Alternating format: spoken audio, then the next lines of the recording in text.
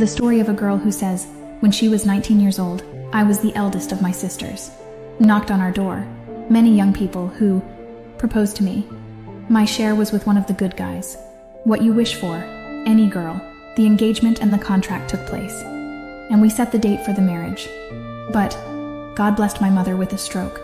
It paralyzed her and made her unable to move. So she became completely unable even to speak. I was serving her, feed her, water her, and take care of her. My fiancé and I agreed to postpone the date of marriage because of my mother's circumstances, and her suffering continued. So I wondered to myself, she said, I married, who will take charge of its affairs and take care of it after me?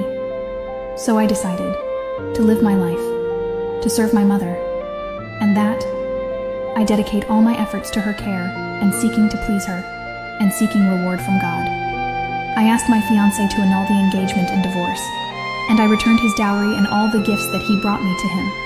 I lived in the service of my mother and her orbits until all my sisters who were younger than me got married, and so the days passed, the months, and the years, until I reached the age of 45, and the moment of separation has come. My mother's separation, after that she was exhausted by fatigue and illness. So I got up, taught my mother the Shahada while she was dying. So my mother said, after silence it lasted more than 26 years, and she said to me, "Oh my daughter, be glad tidings of paradise. God will not waste you. He will reward you well."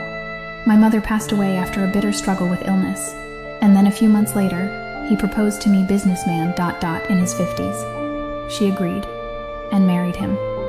I am now pregnant with triplets, thanks to God and His grace.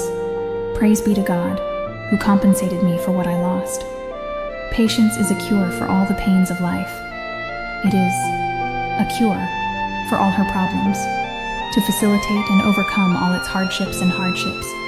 Whoever loses God, then he finds nothing, and whoever finds God, then he has lost nothing.